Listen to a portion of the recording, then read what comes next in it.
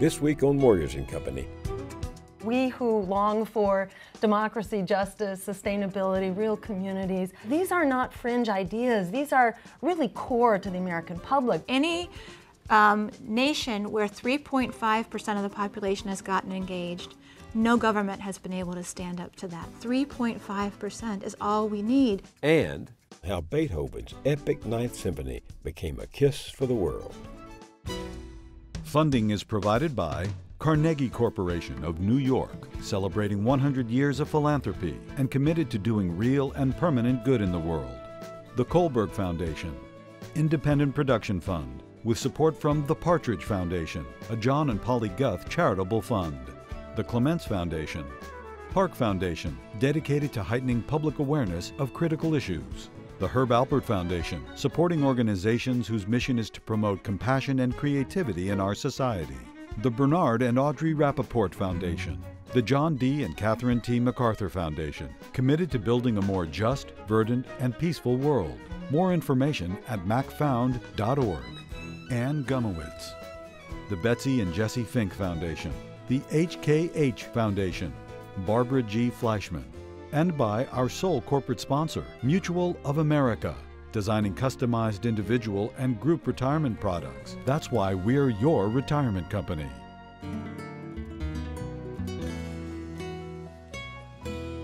Welcome. I once heard a longtime grassroots organizer say, when injustice becomes law, resistance becomes duty. For Jill Stein and Margaret Flowers, that idea has become the guiding star of their life's journey. Through one experience after another, each saw that holding political office largely depends on having huge amounts of capital at hand, and that this perversity of democracy has enabled injustice to be fashioned into law and public policy, written by the anonymous hand of lobbyists on behalf of organized money. So, rather than look the other way and stick to practicing medicine, both are doctors, they chose to resist. At first, they took separate paths. Margaret Flowers had been a pediatrician in rural Maryland, whose work with everyday people, including the poor, compelled her to join the fight for single-payer health insurance. She's on the board of advisors of the organization Physicians for a National Health Program and is a contributor to popularresistance.org, a website advocating nonviolent direct action for justice. Jill Stein graduated from Harvard Medical School, practiced as an internist in Massachusetts, and became so outraged by how politics adversely affected her patients that she became the Green Party candidate for president in 2012. Inevitably, the paths of these two crossed, and in the proud tradition of American civil disobedience, they have joined hands to take on the system together, fighting against political corruption and a host of grievances that have led many others to cynicism and despair. Each is a member of the Green Shadow Cabinet, a group that offers policy alternatives to our dysfunctional government. And just days ago, they joined with the group nukefree.org to present a petition to the UN, 150,000 signatures asking the world to intercede at the Fukushima nuclear plant in Japan. The meltdown of reactors there after the earthquake and tsunami of March 2011 still threatens much of the world with radiation. Japanese officials now say that residents of the area will never be able to return to their homes. Radiation from the disaster has reached Alaska, and the Canadian scientist David Suzuki recently called attention to research saying that another quake hitting Fukushima could mean bye-bye Japan, and everybody on the west coast of North America should evacuate. That United Nations action brought together Jill Stein and Margaret Flowers here in New York and back to our studio. Glad to have both of you back. Thank you for having us here. You have so much to do here at home on the political issues that concern you. Why did you take on the Fukushima nuclear plant? Well, you know, the truth is what's going on in Fukushima really should be in the headlines of newspapers all over the world. This is regrettably an issue that puts all of us at risk. I mean, this is sort of very large what the dangers of nuclear power are. And particularly that TEPCO, Tokyo Electric Power Company, is getting ready to remove 1,500 spent fuel rods, which are in a very delicate position, and this has really never been tried, what they're attempting to do. So we came to town to deliver a letter that was signed by organizations and people from 16 different countries, and petitions, over 150,000 petitions to the United Nations, calling for independent oversight and access to accurate information about what's going on there. And if this removal of the fuel rods that are teetering in an unstable building 100 feet up in the air, some 1,500 of these fuel rods, they hold the radioactive fallout equivalent of some 14,000 Hiroshima bombs. And it's under the watch of a private nuclear power company that has been very much behind the 8 ball on this whole crisis, that has not disclosed what's been going on really until long after the fact, and which has proven incapable of handling the crisis even up to this point. There's a group of 16 international experts that have put together a plan for how this should be approached, and yet it's not getting any attention. So we really wanted to bring attention to that plan and bring the global attention to this problem. But if you hold a demonstration here in New York and the media pay no attention, what have you accomplished? Well, I mean, there are a lot of people that are concerned about this all around the world, and we need to be heard. And by coming together across the many issues and the many international borders, you know, we're going to make this heard. You know, and I think in many ways this is sort of an illustration of this challenge of our times. There are so many potential Fukushimas, and I don't mean just nuclear power plants. I mean our food system. I mean, you know, climate change. I mean the expanding wars, the attack on our civil liberties. You know, we are up against the wall on so many issues where, as Margaret points out, there are perfectly good solutions if we could just do the right thing. So, you know, this is one of many issues around which we are mobilizing. And I personally am very heartened and encouraged to see how ready people are right now in this moment that we're in, this very historic moment, to see how ready people are to overcome traditional barriers, to come together and unify and push against the system, against this big money, Wall Street dominated political and economic system, to push for the real change that our survival actually depends on. And Fukushima is just an incredible, timely illustration of this. We've seen now that, you know, the increased attention, more and more that's being written about it in the media. So we're starting to see some movement, and we have to just keep building that attention, focusing that attention on it, so that they feel like they have to do something. We need to be asking our own government agencies to be testing our food, testing our water, testing the West Coast for radiation. We need to be pressing for accurate information about what's going on in Japan. These are the things that people can be doing right now. The model here, at least in my mind, is how we very quickly mobilized to stop the imminent bombing of Syria. We mobilized very quickly and we stopped it. And it was not only public opinion, but I think it was public opinion that was very empowered and was not going to take no for an answer. And I think that's the lesson that we need to learn. It's not, you know, lobbying on bended knee. It's lobbying with a power fist. You know, it's with the understanding that our survival depends on doing the right thing. These are not choices here. We can no longer afford to be pushed down the path of nuclear power, down the path of ignoring the Fukushimas, down the path of an expanding war economy. These are things that I think the American public is no longer taking lightly, and we're seeing, I think, a whole new era of empowerment. Personally, why do you keep doing this? Why do you keep putting yourself on the line? How many times have you been arrested?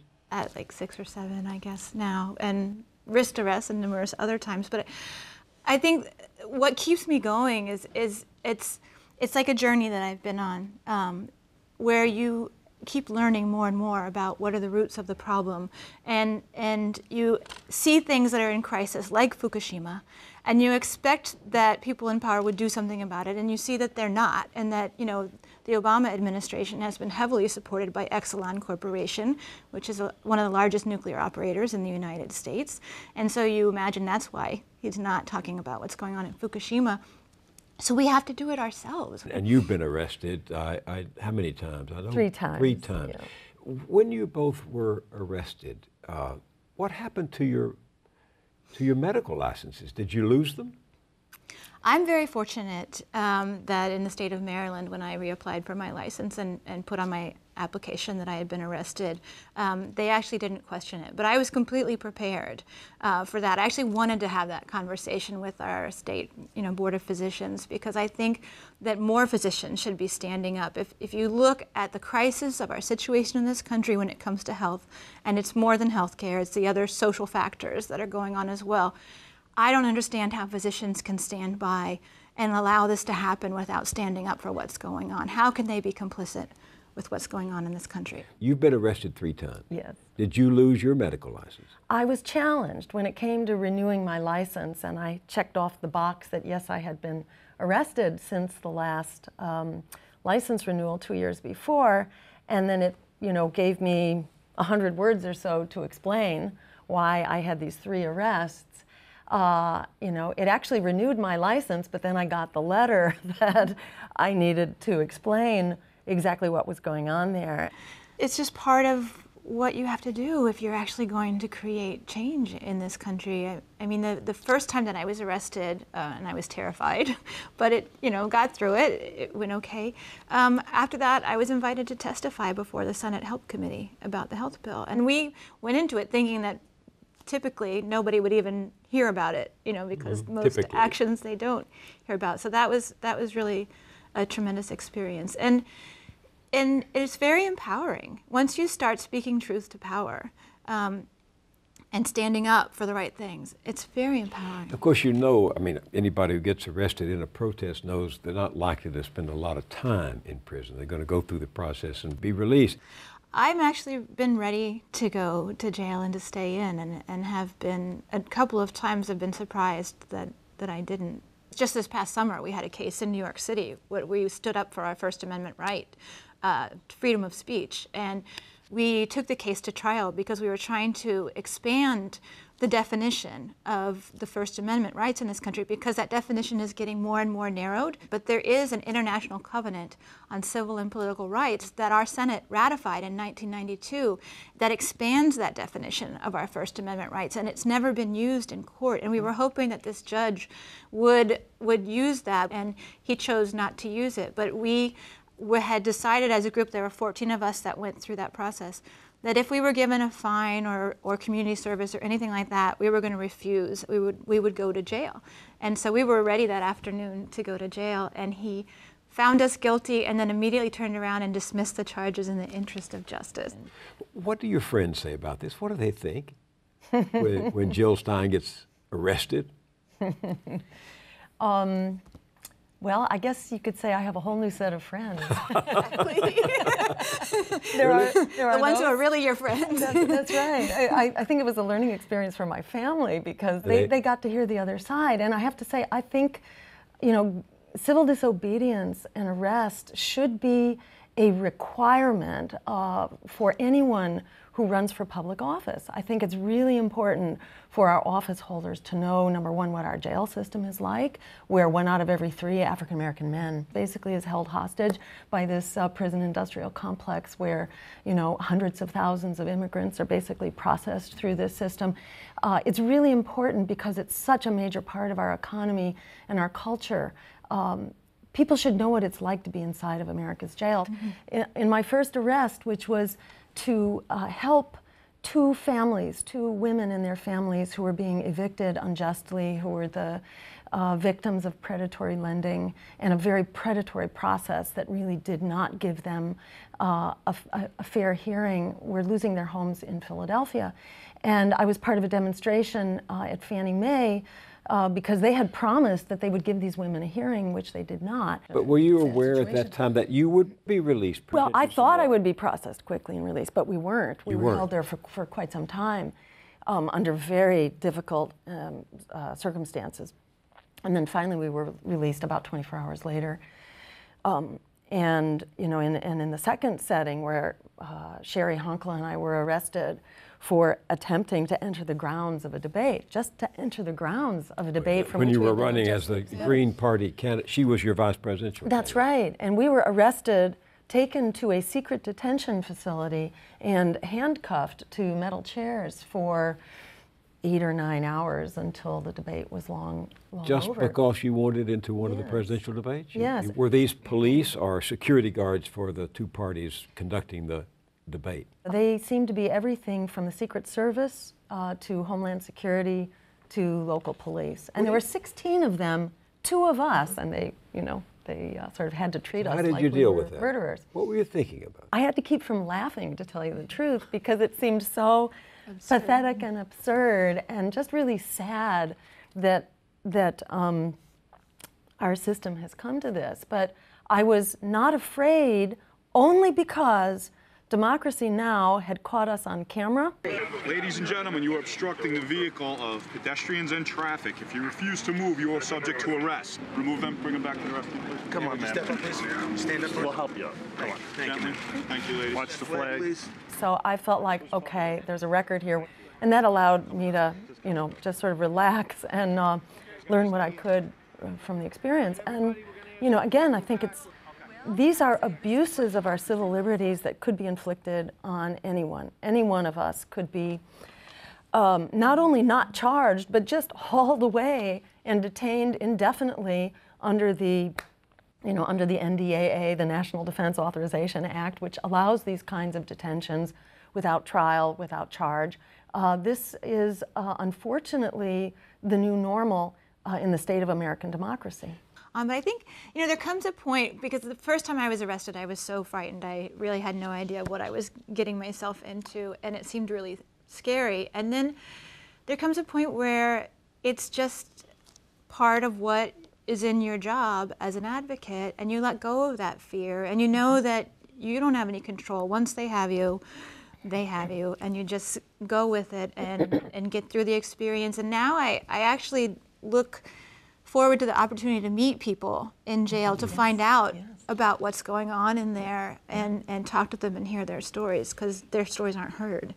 But with all due respect, some people listening are going to say you do more good for people as physicians than you do as political activists. Yes, this issue is raised often, and when people ask me what kind of medicine are you practicing now, I usually say I'm practicing political medicine because it's the mother of all illnesses, meaning politics is the mother of all illnesses, and we don't fix what's really killing us unless we also fix that political system which is holding us hostage within these threats to our well-being. What have you learned about how our political system works? That it's completely incapable of functioning in our interests, and that it's the tools, the traditional tools that people think of that they can use for political change don't work any longer. And so we're in a situation where we have to not look to any kind of leader to solve our problems. We have to start solving the problems ourselves. And people are doing that all over the world, and all over the country are coming together and not just resisting, but a very important piece of this is creating alternative systems that replace what we have now. Right. It works for the economic elite, and it works on behalf of the very small political elite. The major parties are bought and paid for by corporations, and that's who they serve in healthcare, in the food system, in the military industrial, the prison industrial complex, you name it. It's a very, it's a powerfully reinforced, firewalled system that serves its corporate sponsors. So it's very hard to move it. It's very hard to move the political system. It's a very tilted playing field, but when those fights come together, the social movement and the political movement, when they come together, they really empower each other in a way that's very exciting. Do you take the position that voting no longer matters? Not at all. No, voting very much matters, but really important to vote for what's going to help us and not to make these sort of lesser evil compromises. I think it's really important to change the language here, because what we call lesser evil, we need to think of it in terms of what it really is. It is a system of suicide, homicide, genocide, biocide, ecocide. It's not okay for us, our families, our children, the people close to you, and you yourself. There is a timeline that's been pretty well established now by the science around climate change. Civilization, as currently constituted, will not exist as we know it in 2050. So we have a decade maybe to get this together. It's a real motivating factor now, I think, for people to walk away, to get up and walk away from this very abusive political system. It's like breaking up with an abusive relationship, recognizing that this partner you've had incredible attachment to and hopes for and dreams for your whole lifetime, that it doesn't work. You know, they're not okay. They are going to drive you to the grave. It's time to stand up and walk away. But in the meantime, let's take a particular, that the choice that many people face every 2 years, every 4 years. Let's take what just happened in the state of Virginia. Very close race. Jon Stewart said it was a choice between a heart attack and cancer. There was a Republican running, very conservative, ultra-conservative, very opposed to the rights of women. You had a Democrat, very flawed, a multimillionaire fundraiser. Now, it does matter, doesn't it, if a candidate says, I will make sure that women protect their reproductive rights, and the other one says, I'm for the state enforcing what we think their reproductive rights should be. How would you vote if you were there and that was your choice? What do you do? Well, rhetorically, he's for. That doesn't tell you anything about what's going to happen after he's elected. But I think that we don't live in a democracy in this country. We live in a mirage democracy. Sheldon Wolin talks about this, where people have the illusion that we're participating in a process by voting, but the two candidates have already been chosen for us by Wall Street, and so neither one is actually going to represent our interests. So personally, I can't vote for either of the major corporate parties, and I would vote in other positions on that ballot, you know, other elections that there were, but I would not have chosen one of those candidates. I think single issues really does a disservice to the totality of the choice that we make. True, but those are the choices. We don't have ideal choices in politics. Well, I think that is the bigger point, is that we need to create those better choices, which is, you know, very much part of what I do. And where I came to, you know, in my struggle as a medical doctor and a mother, you know, trying to give our kids a fighting chance, you know, for a future and for health and so on, you know, I realized I kept backing up the food chain of how we got here, you know, who's throwing our kids into the water. And, you know, eventually came to this political system. But it's not so hard to get involved. You can find out, you know, what are the independent, non-corporate third parties in your state. You can get involved, and you should get involved long before the election to find out who the candidates are and to promote them. Because of all the fed up people who are walking in and holding their noses and holding their breath and, you know, crossing their fingers and their toes that this isn't going to be a terrible thing to go into the voting booth, if all those people, you know, who are so struggling with their consciences when they cast a vote, if they just you know, put a little bit of time and effort into creating independent politics, we would have a completely transformed political system right now. But there was a libertarian candidate in Virginia, and I think over 6% of the vote. The Green Party wasn't there. And it takes a lot of push to get on the ballot in many of these states. There's a real effort to silence us. It's like in the debates. You were excluded from the debates by the decision of both parties. Exactly. We're often at a disadvantage in trying to overcome these obstacles to political participation. So, you know, people with a little bit of work on the web, you can find out where the Green Party is near you, even if it's not on the ballot. You can write in a vote. I mean, there are all kinds of ways to begin transforming the political process right now, and for people to know that we actually do have the political will, we have the muscle, we have the you know, critical mass to actually make these transitions right now. You know, I think it helps people, you know, go to the bother of making those changes happen. That's a big part of why we formed the Green Shadow Cabinet as an alternative government project, is because right around the last election time, people kept saying, well, I know the Democrats stink, I know they're doing the things I don't want them to do, but I don't see a real alternative. And we felt like we needed to create something concrete to show people that there are people in this country who have the expertise and the will to act in the interests of the public. It has about 90 or so members right now. It's still growing, and Jill is the president. I serve as the Secretary of Health, and it's basically to create that alternative political dialogue, because our political dialogue it's very restricted. We hear the Republican and the Democrat, and they're both way over here, when what the people want is really over here, and it's not even allowed in the conversation. So what do you do when you write a statement that the press ignores, or you organize rallies and events where maybe 5 or 6 or 10 people turn out and the press again totally ignores you? How do you feel about Well, that? the mass media press is not going to cover this movement. They're not covering it. I mean, there's a very vibrant movement going on in this country right now, and that's why we created popularresistance.org. It's a daily movement news site where we cover those protests. And what do I find if I go there? You'll find news stories about protests that are going on in the United States and around the world, as well as informational articles about current events that you're not going to hear in kind of the mass media. And you can go there and find articles about what's going on. If you want to start learning about strategy or how to organize in your community, there are tools for that. If you want to connect with resistance groups, and we try to uplift the groups that are in the front lines of struggle, that are actually taking on these challenges very effectively. You can plug into those, or the alternative is creating alternative systems. We have information about that too. But everyday people listening going to say, wow, that's wonderful, but I've got a job, I've got 2 jobs, both my spouse and I work, we've got 3 kids coming home after school. I don't have the time to do what Margaret Flowers is saying. I just have too much else. Not everybody has to. I mean, the research is now showing, and that's the beauty of this, is that over the past few years, we've really been working to figure out, okay, how do we change the political system in this country? How does social transformation occur? And there's a lot of history and a lot of information and research about that. And so what the latest data shows is that any nation where 3.5% of the population has gotten engaged, no government has been able to stand up to that. 3.5% is all we need. And by being engaged, what do you mean? Actively engaged in fighting back against... Civil disobedience? No, it doesn't have to be civil disobedience. People use the court system. You know, we work with people around the country that have been stopping foreclosures by challenging the banks and actually requiring them to show that they own those houses, and when they can't do it, the people get to stay in their homes.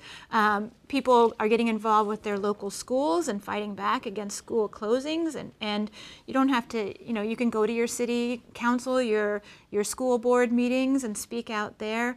Just informing yourself so that you're aware of what's actually going on, and that hopefully you can be supportive. If you see other people that are taking action, share it on your social media networks, talk about it. You know, just there are many ways that people can show support. In a Gallup poll just last month, 60% of respondents felt that the Democratic and Republican parties do such a poor job of representing them that a third party is needed. That question has been asked by Gallup every year for a decade, and this is the highest number, 60%, that's ever been reported. What do you make of that? It's common sense. This government doesn't pass the laugh test.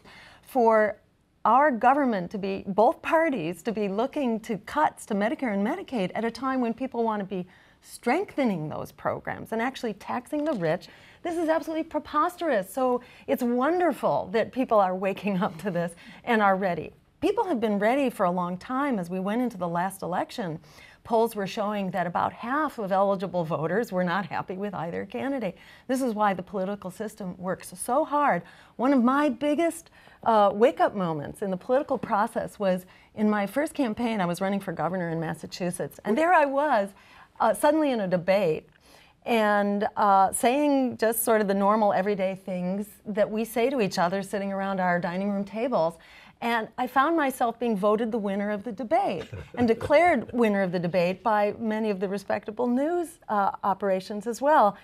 And this light bulb went off in my head that we are not sort of the lunatic fringe that we are portrayed as, that we who long for democracy, justice, sustainability, real communities, vibrant schools, jobs as a human right, healthcare as a human right, downsizing the military. These are not fringe ideas. These are really core to the American public, but we live in this elaborate hoax of a media and political system. It really is a hoax that's being perpetrated on us. Yeah, I heard you say that our political system and our parties offer nothing but treachery. There are exceptions. There are definitely some wonderful exceptions out there, but the rule is betrayal. The rule is service to the 1%, to the campaign sponsors.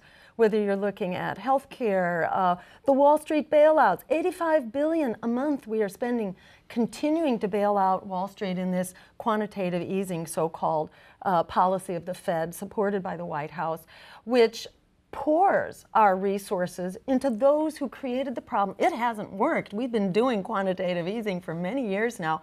It's not working except to make the stock market boom and to give, investors all the more resources to create their bubbles and so on. But it's not working for the economy. How about we bail out the students? How about we bail out students who don't have a future right now and make public higher education free, which in fact would pay for itself. We know that from the GI Bill. Investing in public higher education pays back $7 for every $1 invested. So there are good things. People agree with us. We can actually get this done. Have some politicians treated you with respect? All politicians in this system right now are restricted by the system, so that So they're able to say the good things. They can say the right things, the things that you want to hear. But no politician has stood up and really held a hard line all the way to the end on any issue, on any of the important issues that we face. And I think that there's this thinking by elected officials that, well, if I compromise a little bit on this, at least I can stay in office and try again to do something good. And so they just keep compromising. And President Obama campaigned on renegotiating NAFTA in a way that was more favorable, but instead is pushing through a more toxic trade agreement. And he's doing worse things with the drones and murdering civilians than Bush did. And it's confusing progressives, because all of a sudden you have a Democratic president willing to even cut our basic social insurances that was kind of a pillar of the Democratic Party. You and Kevin Zeiss wrote a long piece a couple of weeks ago that sort of took off on the web, in which you really laid bare your opposition to Obamacare 3 years after it was passed.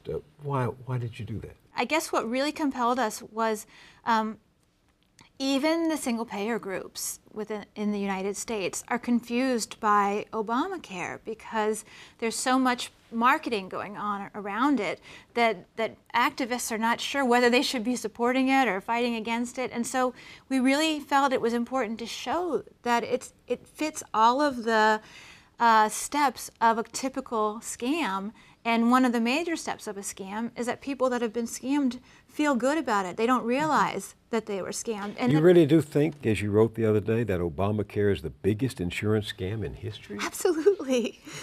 I mean, we're forcing people to purchase private insurance. We're pouring hundreds of millions, I think $1 billion went into setting up insurance exchanges in 15 states, and then hundreds of millions to hire people to go out and knock on doors and sell private insurance, and then hundreds of billions to subsidize the purchase of that private insurance. The private insurance companies, we're doing all of the work for them, and what are we getting in return?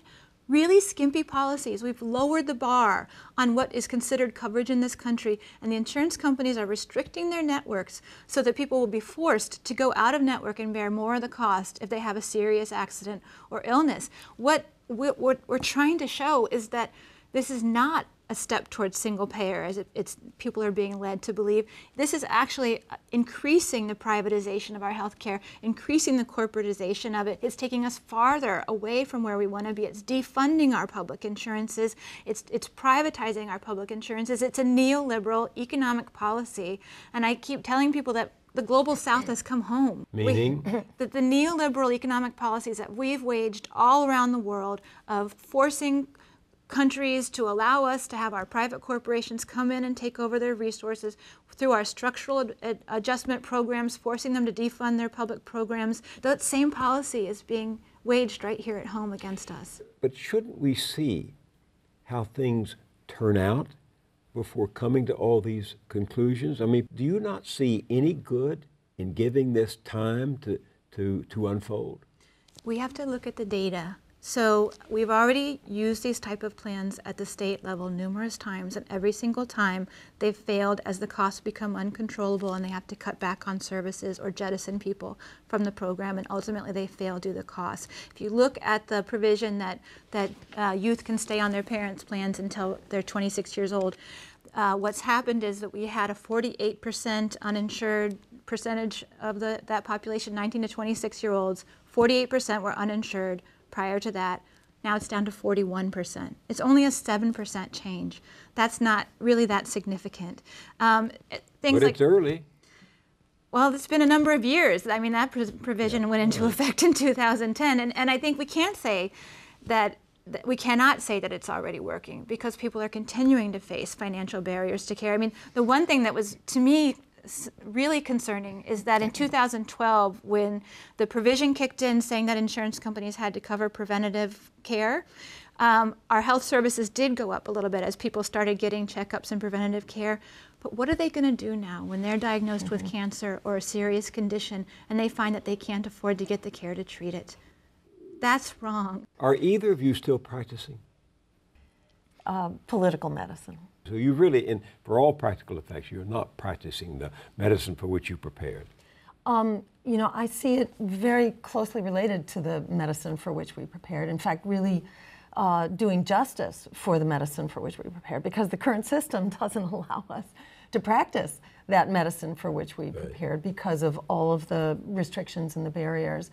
You know, and in the discussion about health insurance, I feel like we have so lost track of, you know, sort of seeing the forest through the trees. We've lost track of the forest because, you know, again, the data says that about 75% of these chronic diseases, or I should say 75% of the money that we spend on healthcare, that is 75% of almost $3 trillion, is spent on diseases which are readily preventable if we were doing the right things up front.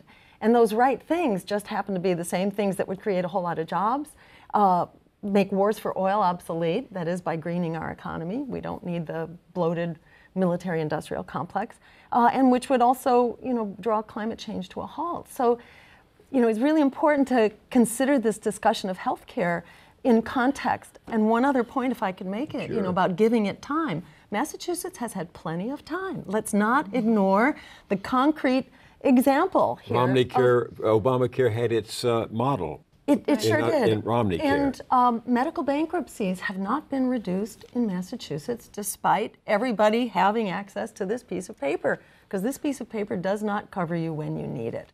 As you sit here, I think we're watching climate change, as you said earlier, wreck our planet.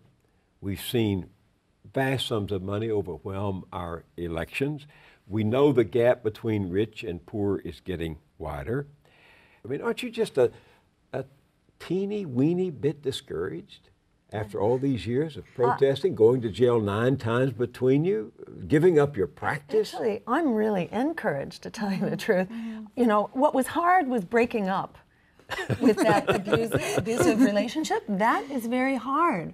But once you've broken up and you realize all these other wonderful people out there that you can be working with whom you can have sort of mutual, reinforcing, community-building relationships, it's a whole other universe. And that doesn't mean you have to spend, you know, 24/7 doing it, you know, but it's an alternative mindset, it's an alternative social network, and we are seeing successes. But don't you get physically tired? I mean, you came to New York for a UN protest to present a petition. You're going off, I presume, somewhere else to don't you get physically tired? I guess not. I mean, it's something that it drives me every waking moment. I mean, I find myself now, I work 7 days a week from the time that I get up until the time I go to bed, because it's so interesting and it's so invigorating, and I'm working with people all around the country and all around the world that share the same vision that I share for a just society and a clean planet. And I see how there is so much going on, that things are changing. And so I want to keep feeding that. When you actually get into the communities who are disenfranchised, that's a lot of America. And that America is ready to move. And when we start moving together, In fact, I'd say all we have to do is realize how numerous, strong, and inspired we are, and then we are unstoppable. You know, in the words of Alice Walker, the biggest way people give up power is by not knowing we have it to start with. It's by flicking that switch and rejecting the disempowerment that's beaten into us every waking moment by every media source that surrounds us. What's so hopeful to me is seeing frontline communities all around the country standing up and fighting for their rights. And after the Occupy movement disbanded and people keep saying, oh, it's gone, it went away, it didn't go away. It inspired others to stand up for their rights. So we see low-wage workers all around the country standing up, and now states that are starting to pass raising their minimum wages. We see anti-foreclosure activists fighting back and people being able to stay in their homes. We see communities creating democratic economic institutions, and so that they can lift themselves out of poverty. These things are happening. They're not covered in the mass media. They're not funded by the big funders, but they're happening in this country. Things are changing. Things are moving, not nearly as fast as they need to, but there are real successes here. Despite this, this propaganda campaign that we're powerless, we actually are powerful. And I think the name of the game is rejecting that mythology of powerlessness and seizing the power that we do have right now to turn this breaking point that we're at, into the tipping point that we must have to reclaim democracy in our future. Dr. Jill Stein, Dr. Margaret Flowers, thank you for being with us. Thank you. It's a great pleasure.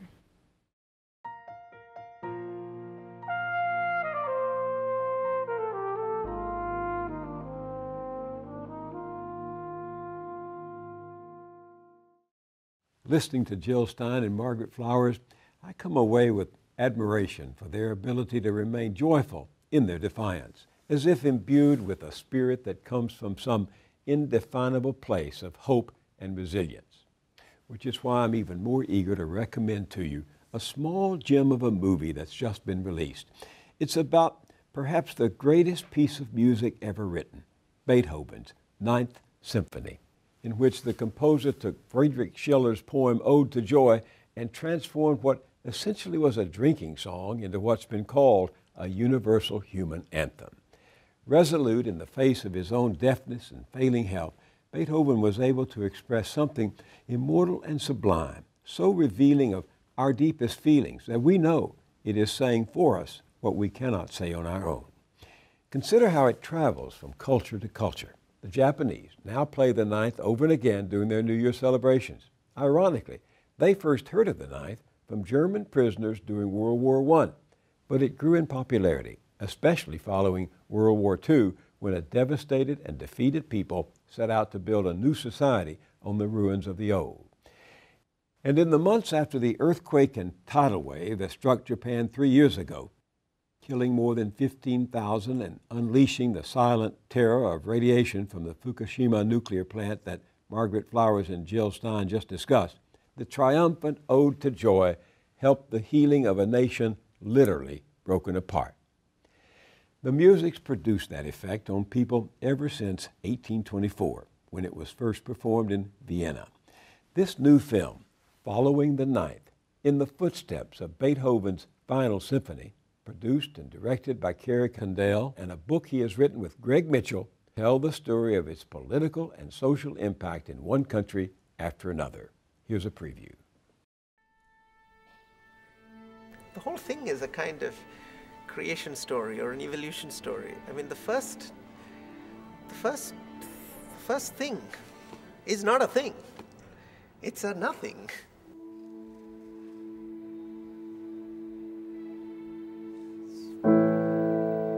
What on earth is that?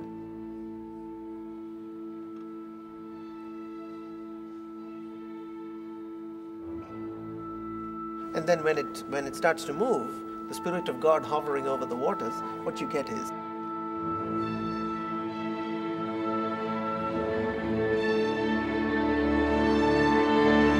and then you have this cataclysmic event.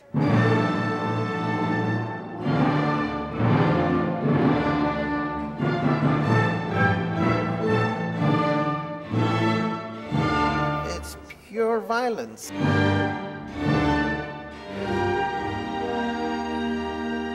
That is primordial violence. That is the Big Bang. this piece enters your bloodstream and then changes who you are. The entire blueprint of everything, all the way from subatomic particles to galactic clusters, it's all here.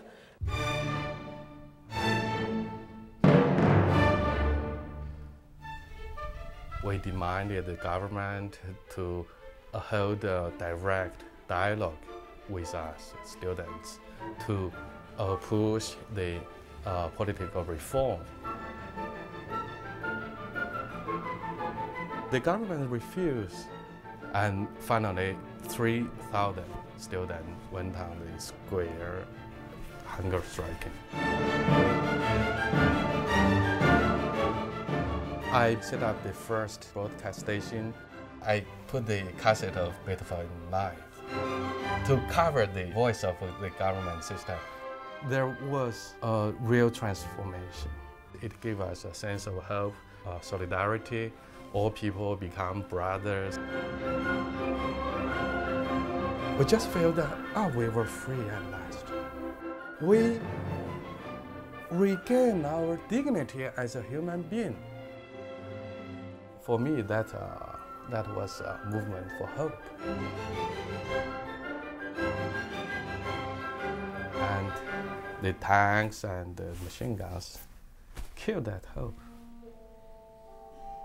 If given a chance to meet one person in history, for me it would be Beethoven. And the question I would ask him, if I only had one question, would be the Ninth Symphony. The Ninth seems to express most completely what human beings are struggling for.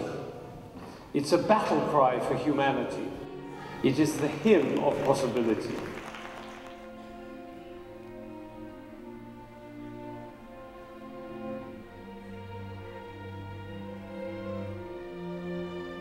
In 1973 began a very dark time. Pinochet took the power and he made one of the worst military coups.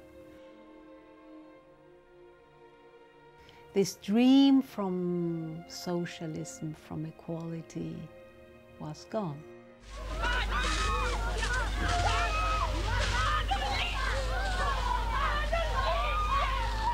Music was vanished, and happiness was vanished.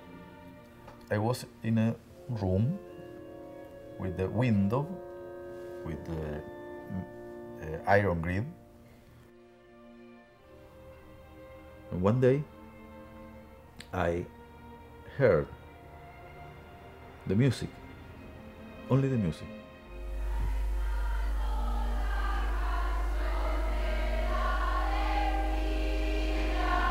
It was like a shield against the fear, against the pain, against the darkness. When you are in the deepest, darkest hole, the music was hope.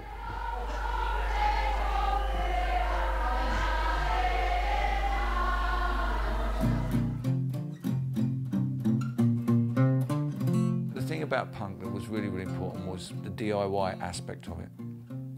You can do this yourself. Technically, I don't even know, I'm not even sure I'm a musician. I'm a guitar player. But there's no reason why that should stop me from writing the lyrics of Ode to Joy from Beethoven's Ninth Symphony.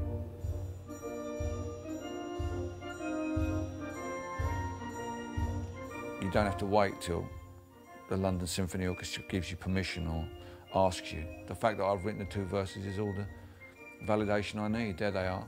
And if I can make those two verses singable by the kids, sit, then great, I'll do that as well. Okay, Man of Destiny, here we go.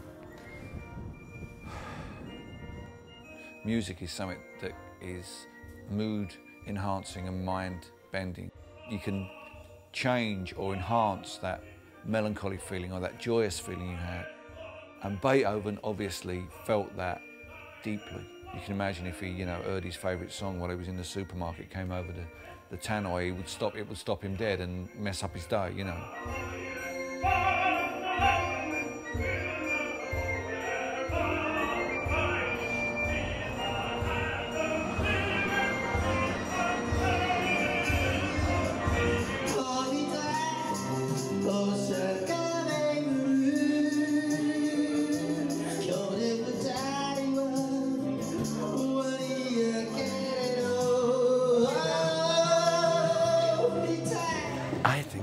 Chinese people just need this Beethoven's message.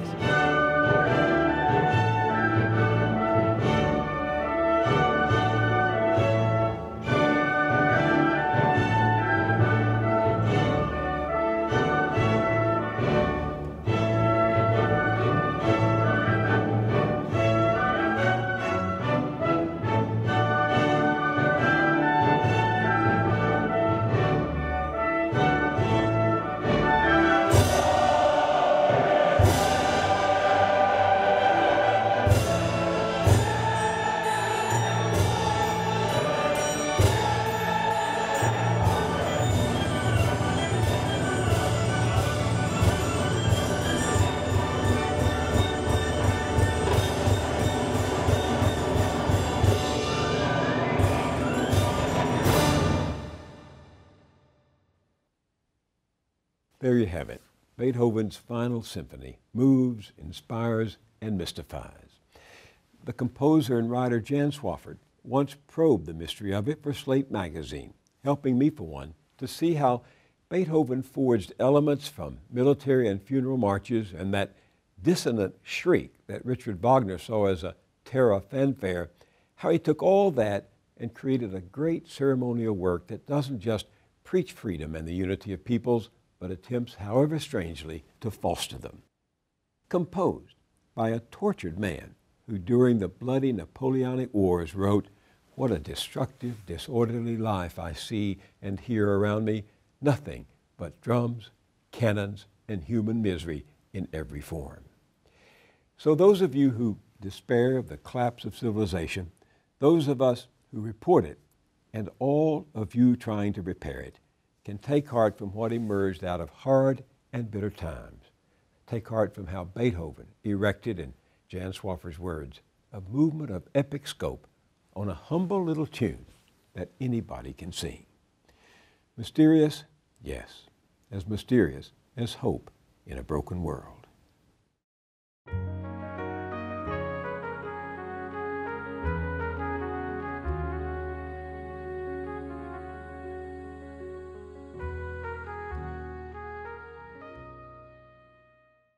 On our last two broadcasts, I've asked you to respond to questions relevant to America's human rights record both here and abroad.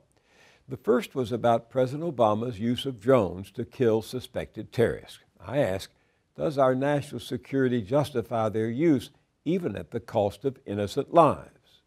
One response in particular seems to express the majority of opinion. We are putting innocent people at risk all over the world. If that isn't terrorism, what is? Mr. Obama, can you even imagine what it feels like to live in a country over which a foreign drone can fly and decide to kill you at will? Wouldn't that very threat make you an enemy of the country that did so? But there were opposing viewpoints like this one. If they, Pakistan, don't want innocent civilians killed by drones, then they need to declare war on the terrorists on their soil and drive them out. To do nothing is to give them a safe place to train and carry on their worldwide operations. As in any war, civilians are going to get killed, but the responsibility lies with Pakistan. We have the right to defend ourselves until the threat is ended. And this. War is hell, and the results of war are always hellish. To find a moral option is to ask for the impossible. To that end, drones are preferable to the slaughter of our troops, once the assumption is made that all war is immoral on its face. After my interview with Heidi Bogosian, author of Spying on Democracy, I ask you if constant surveillance, the invasion of our privacy, is ever justified. Most of you responded like this woman.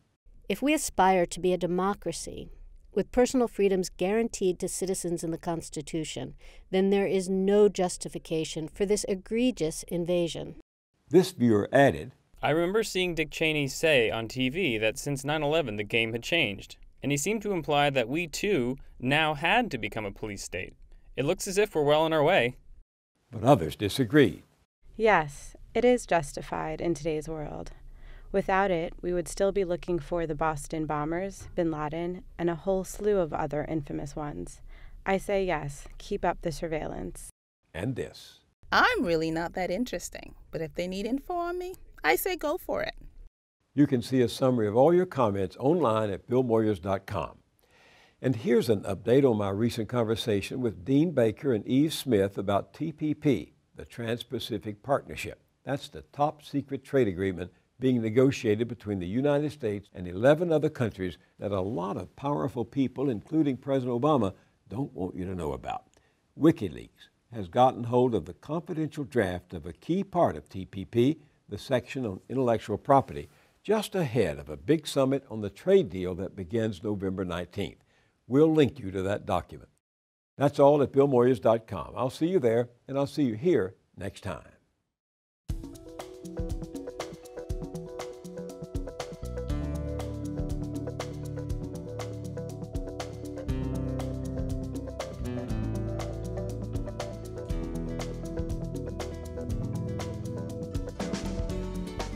Don't wait a week to get more Moyers. Visit billmoyers.com for exclusive blogs, essays, and video features. This episode of Moyers & Company is available on DVD for $19.95. To order, call 1-800-336-1917 or write to the address on your screen.